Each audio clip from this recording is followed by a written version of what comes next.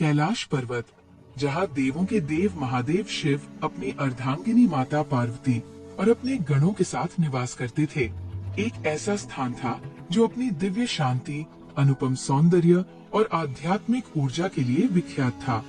Him शिखर, कलकल करती नदियाँ और घने वन एक अद्भुत वातावरण का निर्माण करते थे। माता पार्वती प्रकृति के हर कण में शिव को महसूस करती थी, परंतु उनके मन में एक अभिलाषा जागृत हुई, एक ऐसा पुत्र जो केवल उनका हो, उनकी आज्ञा का पालन करे और उनके प्रति पूर्णतः समर्पित हो। महादेव अक्सर अपनी तपस्या में लीन रहते थे या ब्रह्मांड के कल्याण हेतु विभिन्न यात्राओं पर जाते थे। ऐसे समय में पार्वती को अकेलेपन का अनुभव होता और उन्हें एक ऐसे साथी की आवश्यकता महसूस होती जो हर पल उनके साथ रहे, उनकी सेवा करे और उनके निजी क्षणों की गोपनीयता बनाए रखे। उनके इस विचार ने एक अनूठी संकल्पना को जन्म दिया। एक दिन जब महादेव ध्यानस्थ थे और उनके गण नंदी, भृंगी आदि अपनी सेवा में लीन थे, माता पार्वती ने स्नान करने का विचार किया। उन्होंने अपने शरीर पर लगाए गए उपटन, चंदन और अन्य पवित्र लेप को इकट्ठा किया। अपनी दैवीय शक्ति और मातृ प्रेम से ओतप्रोत होकर उन्होंने उस लेप से एक बालक की मूर्ति बनाई। यह कोई साधारण मूर्ति नहीं थी। इसमें उनकी ममता, उनकी इच्छा शक्ति और उनके दिव्य अंश का संचार था। जैसे ही उन्होंने उस मूर्ति में प्राण फूंके, वह एक तेजस्वी, अत्यंत सुंदर और बलवान बालक में परिवर्तित हो गई। उस बालक की आंखें करुणा से भरी थीं, मुखमंडल पर एक अद्भुत आभा थी और शरीर अत्यंत सुडौल था। माता पार्वती उस बालक को देखकर अत्यंत प्रसन्न हुई। उन्होंने उसे अपने पुत्र के रूप में गले लगाया और उसे नाम दिया विनायक, विशेष नायक। उन्होंने उसे अपने सबसे प्रिय पुत्र का दर्जा दिया और उसे एक महत्वपूर्ण कार्य सौंपा। हे मेरे पुत्र, मैं स्नान करने जा रही हूँ। तुम इस द्वार पर पहरा दो और मेरी अनुमति के बिना किसी को भी भीतर प्रवेश न करने देना। ये तुम्हारा प्रथम और परम कर्तव्य है। पार्वती ने स्नेह पूर्वक आदेश दिया। विनायक ने अपनी माता के आदेश को शिरोधार्य किया। उसकी भुजाओं में नवजात शक्ति का संचार था और हृदय में माता के प्रति अटूट भक्ति। वह द्वार पर दृढ़ता से खड़ा हो गया। उसकी मुद्रा में एक अद्भुत संकल्प था। कुछ समय बाद महादेव अपनी तपस्या से लौटे। उनका मन प्रसन्न था और वे तुरंत पार्वती से मिलने के लिए आतुर थे। वे जैसे ही भीतर जाने लगे, द्वार पर खड़े विनायक ने उन्हें रोक दिया। ठहरिए, आपको भीतर जाने की अनुमति नहीं है, विनायक ने साहस पूर्वक कहा। महादेव पहले तो आश्चर्यचकित हुए। उन्होंने कभी इस बालक को पहले नहीं देखा था। ये कौन है जो उन्हें, कैलाश के स्वामी को, अपने ही घर में प्रवेश करने से रोक रहा है? बालक, तुम कौन हो और मुझे क्यों रोक रहे हो? ये मेरा निवास स्थान है और मेरी पत्नी पार्वती भीतर है, महादेव ने गंभीरता से पूछा। विनायक ने विनम्रता पूर्वक किंतु दृढ़ता से उत्तर दिया, मैं माता पार्वती का पुत्र हूँ और उन्होंने मुझे आदेश दिया है कि उनकी अनुमति के बिना किसी को भी भीतर प्रवेश न करने दूं। चाहे आप कोई भी हो, मैं आपको नहीं जाने दे सकता। महादेव मुस्कुराए। उन्हें लगा कि ये किसी बालक का चंचल खेल है या पार्वती ने कोई लीला रची है। उन्होंने प्रेम पूर्वक विनायक को समझाने का प्रयास किया, लेकिन विनायक अपने कर्तव्य पर अडिग रहा। वह अपनी माता की आज्ञा का उल्लंघन नहीं कर सकता था, चाहे सामने स्वयं ब्रह्मांड के अधिपति ही क्यों न हो। महादेव ने अपने गणों, नंदी और भृंगी को बुलाया और उन्हें आदेश दिया कि वे इस बालक को हटाएं। लेकिन विनायक की शक्ति अद्भुत थी। वह एक एक करके सभी गणों को परास्त करने लगा। उसके पराक्रम से महादेव के सभी गण हताश हो गए। यहाँ तक कि नंदी जैसे शक्तिशाली योद्धा भी विनायक के समक्ष टिक नहीं पाए। महादेव को अब क्रोध आने लगा। ये साधारण बालक नहीं था। इसकी शक्ति और हठ का कोई अंत नहीं था। उन्होंने अपनी त्रिशूल उठाई और विनायक के साथ युद्ध छेड़ दिया। ये पिता और पुत्र के बीच का एक दुर्भाग्यपूर्ण युद्ध था, जो अज्ञानता के कारण उत्पन्न हुआ था। विनायक ने भी पूरी शक्ति से अपने माता के दिए हुए कर्तव्य का पालन करते हुए महादेव का सामना किया। अंततः महादेव के क्रोध की अग्नि प्रज्वलित हुई। उन्होंने अपने त्रिशूल से विनायक का मस्तक धड़ से अलग कर दिया। बालक का निष्प्राण शरीर भूमि पर गिर पड़ा। जब माता पार्वती स्नान करके बाहर आई तो उन्होंने देखा कि उनके प्रिय पुत्र का कटा हुआ धड़ भूमि पर पड़ा है। ये दृश्य देखकर उनके हृदय पर वज्रपात हुआ। उनका मातृत्व जागृत हो उठा और उनकी आंखों से क्रोध की ज्वाला फूट पड़ी। ये किसने किया? मेरे पुत्र को किसने मारा? उन्होंने एक गर्जना की जिससे कैलाश पर्वत कांप उठा। ब्रह्मांड में हाहाकार मच गया। महादेव ने शांत स्वर में कहा, पार्वती, ये बालक मुझे भीतर आने से रोक रहा था और इसने मेरे गणों को भी पराजित किया। मुझे इसे रोकना पड़ा। आपका पुत्र? आपने मेरे पुत्र को मार दिया। आपने मेरे प्रेम, मेरी ममता, मेरे ही अंश का अंत कर दिया। पार्वती का क्रोध एक विनाशकारी रूप ले चुका था। उनकी तीसरी आंख खुल गई और ब्रह्मांड के विनाश की शक्ति उनमें जागृत हो उठी। उन्होंने आदिशक्ति का भयंकर रूप धारण कर लिया और प्रतिज्ञा की कि यदि उनके पुत्र को जीवित नहीं किया गया तो वे संपूर्ण सृष्टि का विनाश कर देंगी। देवतागण और ऋषि मुनि भयभीत हो उठे। वे जानते थे कि यदि माता पार्वती ने अपना रौद्र रूप धारण कर लिया तो कोई भी उन्हें रोक नहीं पाएगा। ब्रह्मा और विष्णु सहित सभी देवता महादेव के पास पहुँचे और उनसे स्थिति को शांत करने का अनुरोध किया। महादेव ने माता पार्वती को शांत करने का हर संभव प्रयास किया, लेकिन उनका क्रोध शांत नहीं हुआ। अंततः महादेव ने देवों को आज्ञा दी कि वे शीघ्र ही उत्तर दिशा में जाएं और जो भी पहला प्राणी मिले उसके मस्तक को ले आए। देवतागण महादेव के आदेश पर तुरंत निकल पड़े। उन्हें एक गज हाथी मिला जो उत्तर दिशा की ओर मुख करके सो रहा था। उन्होंने उस गज का मस्तक काटा और उसे लेकर कैलाश वापस आ गए। महादेव ने उस गज के मस्तक को बालक के धड़ से जोड़ा और अपनी दिव्य शक्ति से उसमें पुनः प्राण फूंक दिए। बालक जीवित हो उठा, लेकिन अब उसका मुख एक हाथी का था। ये एक अद्भुत और अभूतपूर्व दृश्य था।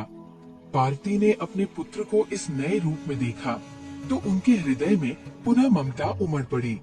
उन्होंने उसे गले लगाया और उसके नए स्वरूप को भी स्वीकार किया। महादेव ने भी अपने कृत्य पर पश्चाताप करते हुए उस गजमुख बालक को अनेक वरदान दिए। प्रथम पूज्य, आज से तुम सभी देवताओं में, सभी शुभ कार्यों और अनुष्ठानों में सबसे पहले पूजे जाओगे। तुम्हारे पूजन के बिना कोई भी कार्य सफल नहीं होगा।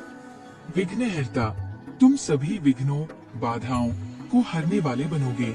जो भी तुम्हारी पूजा करेगा उसके मार्ग में कोई बाधा नहीं आएगी। बुद्धि के देवता, तुम बुद्धि और ज्ञान के प्रतीक माने जाओगे। तुम्हारी आराधना करने वालों को सद्बुद्धि और ज्ञान प्राप्त होगा। गणेश, गणों के ईश, तुम मेरे गणों के स्वामी बनोगे और इसलिए तुम गणेश के नाम से भी जाने जाओगे। इस प्रकार माता पार्वती के पुत्र विनायक महादेव के द्वारा गजमुख प्राप्त कर गणेश के रूप में स्थापित हुए। उनका ये नया स्वरूप एक गज का मस्तक, एक टूटा हुआ दांत, जिसका कारण बाद में पता चलेगा, विशाल पेट और 4 भुजाएं ज्ञान, शक्ति, त्याग और विनम्रता का प्रतीक बन गया। कैलाश पर खुशी का माहौल छा गया और सभी देवताओं ने गणेश जी की जय जयकार की। ये वह दिन था जब गणेश जी ने अपना गजमुख प्राप्त किया और तभी से इस तिथि को गणेश चतुर्थी के रूप में मनाया जाने लगा, जो उनके जन्म और पुनर्जन्म का पावन पर्व है। भाग 2, बुद्धिमत्ता और पराक्रम, गजानन की अद्भुत लीलाएं। गणेश जी को प्रथम पूज्य का वरदान तो मिल चुका था, लेकिन ब्रह्मांड में उनकी बुद्धिमत्ता और अद्वितीय विवेक के अनेक प्रमाण देखने को मिले, जिन्होंने उन्हें वास्तव में सभी देवों में अग्रणी स्थापित किया। 1. परिक्रमा की दौड़, बुद्धि की विजय। एक बार देवर्षि नारद कैलाश पर्वत पर आए और अपने साथ एक अद्भुत फल लाए, ज्ञान फल। यह फल ब्रह्मांड के सर्वश्रेष्ठ ज्ञानी को प्रदान किया जाना था। नारद जी ने इस फल को शिव पार्वती के समक्ष प्रस्तुत किया। महादेव ने अपने दोनों पुत्रों कार्तिकेय, स्कंद और गणेश को बुलाया। कार्तिकेय जो युद्ध कला में निपुण और अत्यंत तेजस्वी थे, और गणेश जो गजमुख धारण कर चुके थे। शिव ने कहा, ये ज्ञान फल उसे मिलेगा जो तीनों लोकों की परिक्रमा सबसे पहले करके आएगा। कार्तिकेय अपने वाहन मयूर पर सवार होकर तुरंत परिक्रमा के लिए निकल पड़े। उनकी गति अत्यंत तीव्र थी और वे अपनी शारीरिक शक्ति पर गर्व करते थे। गणेश जी ने देखा कि उनका वाहन चूहा, मूषक उतना तेज नहीं दौड़ सकता और उनका विशाल शरीर भी तेज गति के लिए उपयुक्त नहीं था। उन्होंने एक क्षण के लिए विचार किया। उनकी आंखों में चमक आई जो उनकी अदम्य बुद्धि का प्रतीक थी। वे मंद मंद मुस्कुराए, अपने माता पिता के पास गए और श्रद्धा पूर्वक उनके चारों ओर परिक्रमा की। उन्होंने 3 बार अपने माता पिता की परिक्रमा की, सिर झुकाया और शांति से बैठ गए। ये देखकर शिव और पार्वती आश्चर्यचकित हुए। पुत्र गणेश, ये क्या, तुमने परिक्रमा क्यों नहीं की? पार्वती ने पूछा।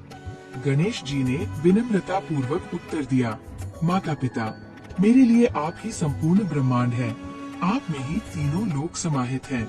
आपकी परिक्रमा करना ही समस्त लोकों की परिक्रमा करना है। जननी जन्म भूमिष्ठ स्वर्गात्पी गरियसी और मातृ देवो भव पितृ देवो भव के अनुसार मेरे माता पिता से बड़ा कोई तीर्थ नहीं, कोई लोक नहीं। आप ही मेरा संसार है, मेरा ज्ञान है। गणेश जी के इस उत्तर ने शिव और पार्वती को अत्यंत प्रसन्न किया। उनकी बुद्धिमत्ता और अपने माता पिता के प्रति अटूट श्रद्धा देखकर सभी देवतागण मुग्ध हो गए। महादेव ने तुरंत वो ज्ञान फल गणेश जी को प्रदान किया। कुछ समय बाद कार्तिकेय तीनों लोकों की परिक्रमा करके वापस लौटे। वे थके हुए थे, लेकिन उनके मन में विजय का गर्व था। जब उन्होंने देखा कि ज्ञान फल गणेश जी को मिल चुका है, तो वे पहले तो क्रोधित हुए, फिर उन्होंने पूरी घटना सुनी। उन्हें अपने छोटे भाई की बुद्धिमत्ता और माता पिता के प्रति उसकी गहरी समझ पर गर्व हुआ। ये घटना गणेश जी की बुद्धिमत्ता को सभी के समक्ष स्थापित करती है और उन्हें बुद्धि के देवता के रूप में सर्वमान्य बनाती है। 2. महाभारत का लेखन, ज्ञान और धैर्य का संगम। एक और महत्वपूर्ण प्रसंग जो गणेश जी की असाधारण बुद्धि और धैर्य को दर्शाता है, वो है महाभारत जैसे विशाल ग्रंथ का लेखन। महर्षि वेदव्यास ने अपनी तपस्या और ज्ञान से महाभारत की रचना की, जिसमें धर्म, न्याय, नैतिकता, युद्ध और जीवन के गूढ़ रहस्यों का वर्णन था।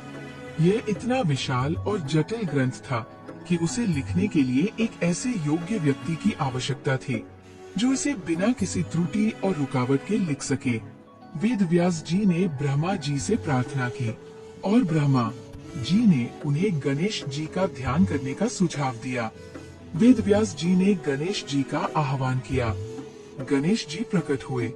वेदव्यास जी ने उनसे प्रार्थना की, हे विघ्नहर्ता, मैंने एक ऐसे ग्रंथ की रचना की है जो संपूर्ण मानव जाति के लिए ज्ञान का सागर है, लेकिन मुझे इसे लिखने के लिए एक ऐसे लेखक की आवश्यकता है जो मेरी वाणी को बिना रुके लिपिबद्ध कर सके।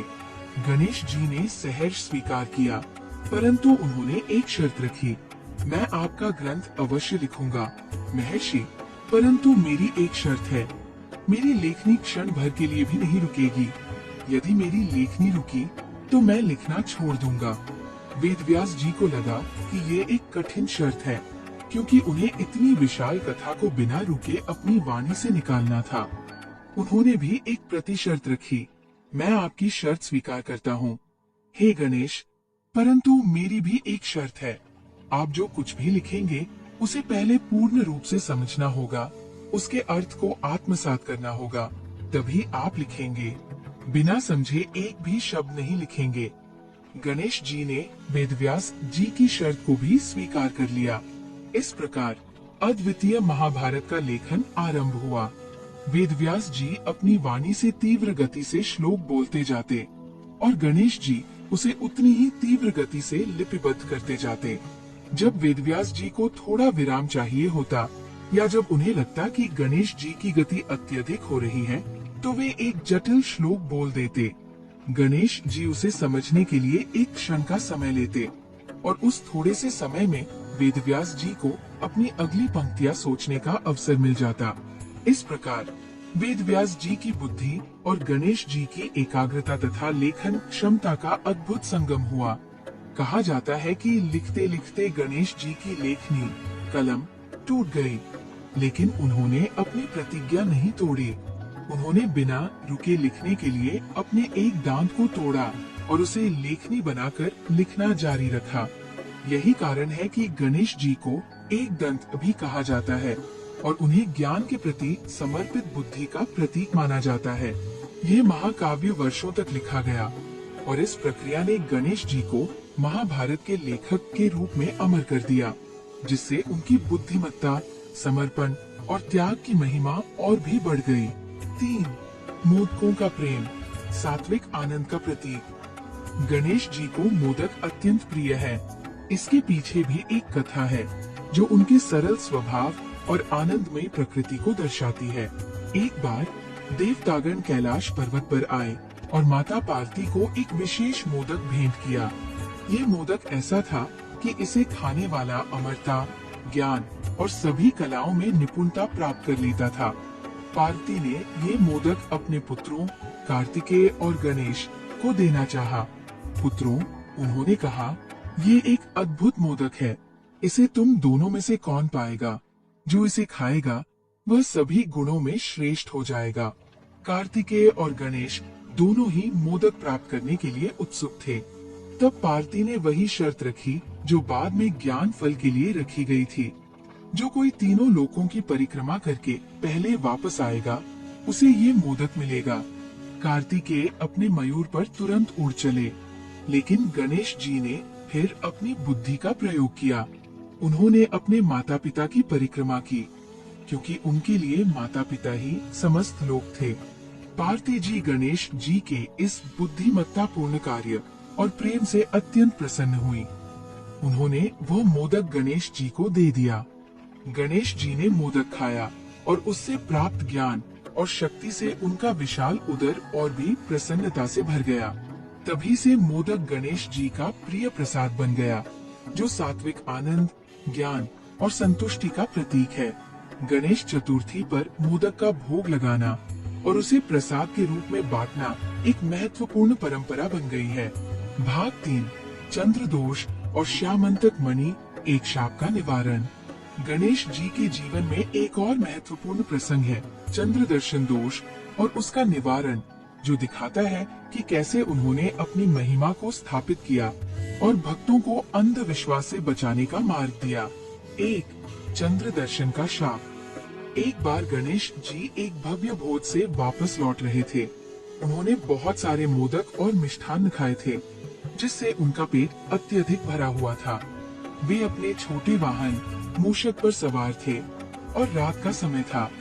मार्ग में उनका वाहन एक छोटे से पत्थर से टकराया और गणेश जी असंतुलित होकर मूषक से नीचे गिर पड़े। उनके वस्त्र बिखर गए और उनका विशाल उदर अधिक स्पष्ट हो गया। आकाश में चंद्रमा चमक रहा था।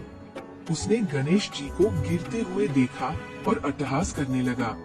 चंद्रमा की हंसी उपहास भरी थी। गणेश जी को चंद्रमा का ये उपहास बहुत बुरा लगा। उन्हें अपने भव्य स्वरूप का उपहास सहन नहीं हुआ। क्रोधित होकर गणेश जी ने चंद्रमा को श्राप दिया, हे चंद्रमा, तुमने मेरे स्वरूप का उपहास किया है। आज से तुम्हें कोई नहीं देखेगा। जो भी तुम्हें देखेगा उस पर कलंक लगेगा। उसे झूठे आरोप का सामना करना पड़ेगा और उसके सम्मान को ठेस पहुंचेगी। चंद्रमा अपने श्राप से भयभीत हो उठा। वह तुरंत गणेश जी के चरणों में गिर पड़ा और क्षमा याचना करने लगा। हे गणेश, मैंने अज्ञानतावश ऐसा किया, कृपया मुझे क्षमा करें। आपके श्राप से मेरा अस्तित्व ही खतरे में पड़ जाएगा। देवतागण भी चिंतित हो उठे, क्योंकि चंद्रमा के बिना रातें अंधकार में हो जाती और औषधियों तथा वनस्पतियों पर भी बुरा प्रभाव पड़ता। उन्होंने गणेश जी से प्रार्थना की कि वे इस श्राप को वापस ले लें। गणेश जी शांत हुए और उन्होंने कहा, मेरा श्राप पूर्णतः वापस नहीं लिया जा सकता, लेकिन इसे सीमित किया जा सकता है। जो कोई भी भाद्रपद मास की चतुर्थी, गणेश चतुर्थी के दिन चंद्रमा का दर्शन करेगा उसे ही कलंक लगेगा। अन्य दिनों में चंद्रमा को देखने से कोई दोष नहीं होगा। तभी से ये मान्यता प्रचलित हो गई कि गणेश चतुर्थी के दिन चंद्रमा का दर्शन नहीं करना चाहिए, क्योंकि इससे कलंक लगता है। 2. श्यामंतक मणि की कथा और चंद्र दोष का निवारण। इस चंद्र दर्शन के दोष का निवारण एक कथा से जुड़ा है, जिसमें भगवान कृष्ण और श्यामंतक मणि का प्रसंग आता है। एक बार भगवान कृष्ण पर ये आरोप लगा कि उन्होंने सत्राजित नामक राजा से श्यामंतक मणि चुरा ली है। श्यामंतक मणि एक दिव्य मणि थी जो प्रतिदिन 8 भार सोना देती थी, और जहाँ ये होती थी वहाँ कोई विपत्ति नहीं आती थी। सत्राजित ने ये मणि सूर्य देव से प्राप्त की थी। जब मणि खो गई तो लोगों ने कृष्ण पर चोरी का आरोप लगाया। कृष्ण जानते थे कि उन्होंने कुछ नहीं चुराया है, लेकिन ये आरोप उनके माथे पर लगा था। ठीक उसी तरह जैसे गणेश जी के शाप के कारण चंद्र दर्शन करने वाले पर लगता है। कृष्ण को याद आया कि उन्होंने एक बार भाद्रपद शुक्ल चतुर्थी के दिन गलती से चंद्रमा का दर्शन कर लिया था। उन्होंने समझा कि ये उसी चंद्र दर्शन दोष का परिणाम है। इस कलंक को दूर करने के लिए कृष्ण ने श्यामंतक मणि को खोजने का दृढ़ संकल्प लिया। वे मणि की खोज में निकले और अंततः जाम्बवान नामक भालू राजा के पास पहुँचे। जाम्बवान ने मणि अपने पास रखी थी। कृष्ण और जाम्बवान में 28 दिनों तक भयंकर युद्ध हुआ। अंततः जाम्बवान को एहसास हुआ कि वह जिससे लड़ रहा है वह स्वयं भगवान राम, जो त्रेता युग में जाम्बवान के स्वामी थे, है। जाम्बवान ने कृष्ण को मणि वापस कर दी और अपनी पुत्री जाम्बवती का विवाह भी कृष्ण के साथ कर दिया। कृष्ण वापस द्वारका लौटे और उन्होंने श्यामंतक मणि सत्राजित को वापस कर दी। सबके सामने उनकी निर्दोषिता सिद्ध हुई और उनके माथे से कलंक हट गया। यह कथा इस बात का प्रमाण है कि गणेश जी के श्राप का प्रभाव कितना प्रबल था। इस घटना के बाद गणेश जी ने एक उपाय बताया। यदि किसी से गलती से गणेश चतुर्थी के दिन चंद्र दर्शन हो जाए तो उसे श्यामंतक मणि की कथा सुननी या पढ़नी चाहिए। ऐसा करने से चंद्र दर्शन का दोष दूर हो जाता है और कलंक का प्रभाव समाप्त हो जाता है। इस प्रकार गणेश जी ने न केवल अपने क्रोध का प्रदर्शन किया, बल्कि अपनी दया और भक्तों के प्रति चिंता भी व्यक्त की, जिससे उनके भक्त इस दोष से मुक्त हो सके। भाग 4 गणेश चतुर्थी का उत्सव, भक्ति, आनंद और विसर्जन का मर्म। गणेश चतुर्थी का पर्व केवल पौराणिक कथाओं का स्मरण नहीं है, बल्कि ये एक जीवित, स्पंदित और ऊर्जावान उत्सव है जो भारत भर में, विशेषकर महाराष्ट्र और दक्षिणी राज्यों में बड़े उत्साह और भक्ति के साथ मनाया जाता है। यह पर्व 10 दिनों तक चलता है, जो गणेश जी के जन्मोत्सव का प्रतीक है। 1. उत्सव की तैयारी और माहौल। गणेश चतुर्थी से कई दिन पहले ही शहरों और गांवों में एक विशेष उत्साह का माहौल बन जाता है। बाजार रंग बिरंगी मूर्तियों, पूजा सामग्री, मोदक और मिठाइयों से सज जाते हैं। कारीगर महीनों पहले से मिट्टी और अन्य सामग्री से गणेश जी की मनमोहक मूर्तियां बनाना शुरू कर देते हैं। इन मूर्तियों में बाल गणेश से लेकर सिद्धि विनायक तक के विभिन्न स्वरूप होते हैं। भक्त अपने घरों को सजाते हैं, पंडालों का निर्माण करते हैं और गणेश जी के आगमन की तैयारी करते हैं। ये समय परिवार के सदस्यों के लिए एक साथ आने और त्योहार की खुशियों को बांटने का होता है। 2. मूर्ति स्थापना। चतुर्थी के दिन, जिसे गणेश चतुर्थी या विनायक चतुर्थी कहते हैं, भक्त शुभ मुहूर्त में गणेश जी की मूर्ति को घर या पंडाल में स्थापित करते हैं। ये प्रक्रिया अत्यंत पवित्र और विधि विधान से की जाती है।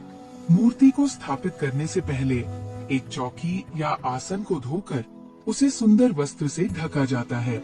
उस पर अक्षत, चावल, फूल और अन्य पवित्र वस्तुएं रखी जाती है। फिर गणेश जी की मूर्ति को श्रद्धा पूर्वक स्थापित किया जाता है। 3. पूजा विधि, षोडशोपचार पूजा। गणेश जी की स्थापना के बाद उनकी षोडशोपचार पूजा की जाती है, जिसमें 16 प्रकार की सेवाओं का समावेश होता है। आवाहन, गणेश जी का आह्वान किया जाता है, उन्हें आने का न्योता दिया जाता है। आसन, उन्हें बैठने के लिए आसन प्रदान किया जाता है। पाद्य, उनके चरणों को जल से धोया जाता है। अर्घ्य, उन्हें हाथों में जल अर्पित किया जाता है। आचमनिया, मुख शुद्धि के लिए जल दिया जाता है। स्नानिया, उन्हें पंचामृत, दूध, दही, घी, शहद, गंगाजल और शुद्ध जल से स्नान कराया जाता है। वस्त्र, उन्हें नए वस्त्र पहनाए जाते हैं। यज्ञोपवीत, जनेऊ, उन्हें पवित्र धागा अर्पित किया जाता है। गंध चंदन, उन्हें सुगंधित चंदन लगाया जाता है। पुष्प, उन्हें विभिन्न प्रकार के सुगंधित पुष्प और दूर्वा, 3 पत्तों वाली घास अर्पित की जाती है। दूर्वा गणेश जी को अत्यंत प्रिय है। धूप, सुगंधित धूप जलाई जाती है। दीप, दीपक जलाया जाता है जो ज्ञान और प्रकाश का प्रतीक है। नैवेद्य, उन्हें मोदक, लड्डू और अन्य मिठाइयों का भोग लगाया जाता है। तांबूल, उन्हें पान, सुपारी और लौंग इलायची अर्पित की जाती है। दक्षिणा, धन अर्पित किया जाता है। आरती, अंत में गणेश जी की आरती की जाती है जिसमें भक्त उनके भजन गाते हैं और उनकी महिमा का गुणगान करते हैं। इस पूजा के दौरान गं गणपति नमः और अन्य गणेश मंत्रों का जाप किया जाता है। भक्त अपने मन की सभी इच्छाएं गणेश जी के सामने रखते हैं और उनसे विघ्न दूर करने की प्रार्थना करते हैं। 4. मोदक और दूर्वा का महत्व। मोदक गणेश जी का सबसे प्रिय भोग है। कथाओं के अनुसार एक बार गणेश जी ने 21 मोदक खाकर अपनी भूख मिटाई थी, इसलिए पूजा में 21 मोदकों का भोग लगाना शुभ माना जाता है। मोदक खुशी, संतोष और समृद्धि का प्रतीक है। दूर्वा, घास, भी गणेश जी को अत्यंत प्रिय है। इसकी पत्तियां त्रिकोणीय होती हैं, जो त्रिदेवों ब्रह्मा, विष्णु, महेश और त्रिगुणों सत्व, रज, तम का प्रतीक मानी जाती है। गणेश जी को दूर्वा अर्पित करने से आरोग्य और सुख समृद्धि प्राप्त होती है। 5. सांस्कृतिक कार्यक्रम और सामुदायिक भावना। गणेश चतुर्थी का उत्सव केवल व्यक्तिगत पूजा तक ही सीमित नहीं रहता, बल्कि यह एक विशाल सामुदायिक पर्व बन जाता है। बड़े बड़े पंडाल सजाए जाते हैं जहां गणेश जी की विशाल मूर्तियां स्थापित की जाती है। इन पंडालों में सुबह शाम आरती, भजन कीर्तन, सांस्कृतिक कार्यक्रम, नाटक और बच्चों के लिए प्रतियोगिताओं का आयोजन किया जाता है। यह पर्व लोगों को एक साथ लाता है, सामाजिक समरसता बढ़ाता है और भक्ति तथा आनंद का वातावरण निर्मित करता है।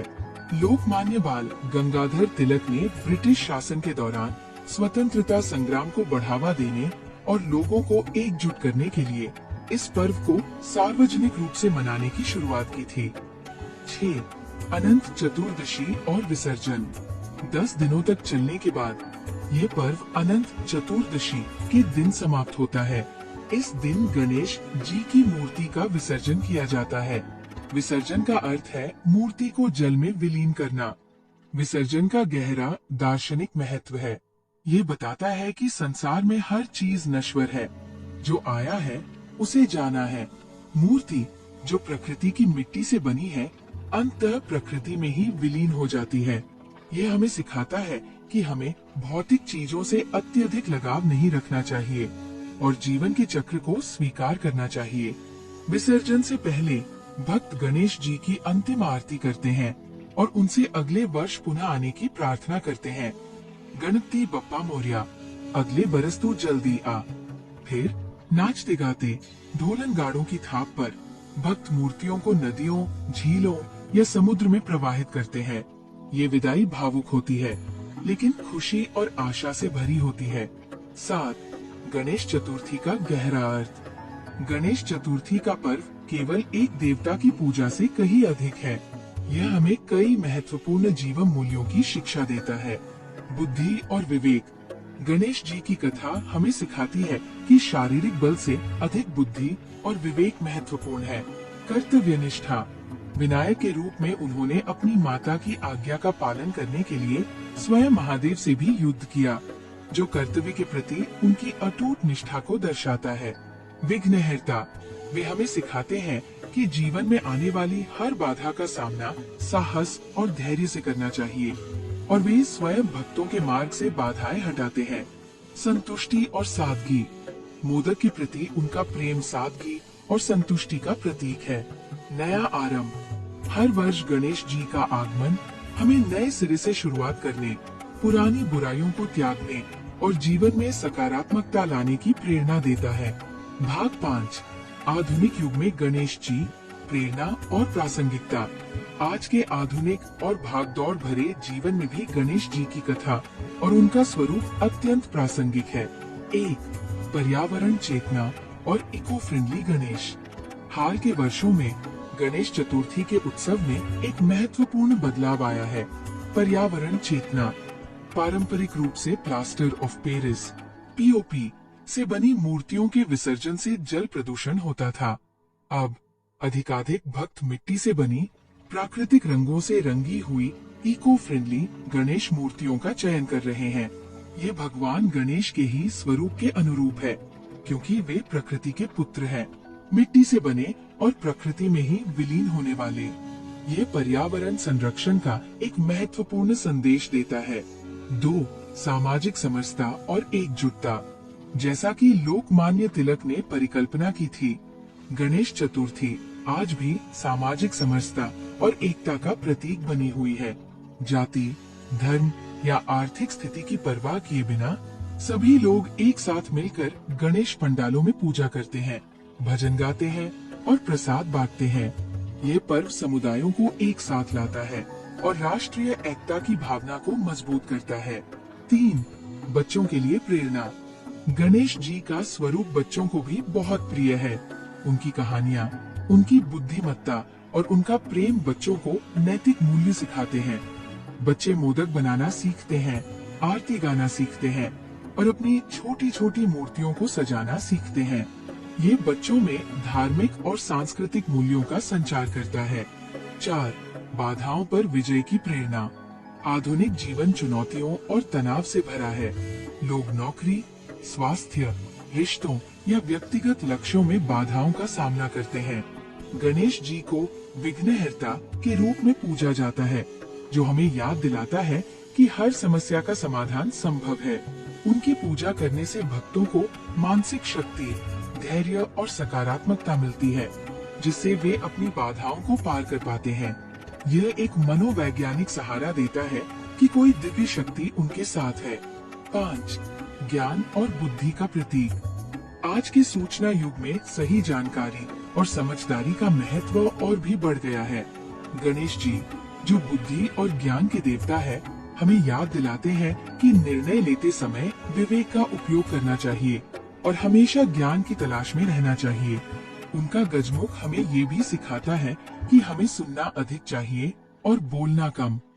6, विनम्रता और विशालता का समन्वय। गणेश जी का विशालकाय शरीर और उनका मूषक वाहन एक विरोधाभास प्रस्तुत करता है। ये सिखाता है कि भले ही आप कितने भी शक्तिशाली या महान क्यों न हो, आपको विनम्र रहना चाहिए और छोटे से छोटे प्राणी का भी सम्मान करना चाहिए। ये आधुनिक जीवन में अहंकार को त्यागने और सभी के प्रति विनम्रता रखने का संदेश देता है। उपसंहार, गणेश चतुर्थी एक ऐसा पर्व है जो पौराणिक गाथाओं, दार्शनिक सिद्धांतों और जीवंत सांस्कृतिक परंपराओं का अद्भुत संगम है। ये भगवान गणेश के जन्म और उनकी लीलाओं का उत्सव है, जो हमें बुद्धि, बल, कर्तव्यनिष्ठा, विनम्रता और प्रेम का पाठ पढ़ाता है। ये हमें सिखाता है कि जीवन में आने वाली चुनौतियों का सामना कैसे करें, अपने परिवार और समाज के प्रति कैसे समर्पित रहें और अंततः कैसे अपने आध्यात्मिक लक्ष्य को प्राप्त करें। जब ढोल की थाप पर गणपति बप्पा मोरया, अगले बरस तू जल्दी आ की गूंज सुनाई देती है, तब ये केवल एक विदाई का गीत नहीं होता, बल्कि ये विश्वास, आशा और भक्ति का उद्घोष होता है। ये विश्वास कि विघ्नहर्ता गणेश जी हमेशा अपने भक्तों के साथ हैं, उन्हें सही मार्ग पर चलने की प्रेरणा देते हैं और उनके जीवन से सभी बाधाओं को दूर करते हैं। गणेश जी की कथा केवल बीते हुए समय की गाथा नहीं है, बल्कि ये सनातन सत्य का प्रतीक है, जो हर युग, हर काल और हर परिस्थिति में मानव जाति को प्रेरणा देती रहेगी।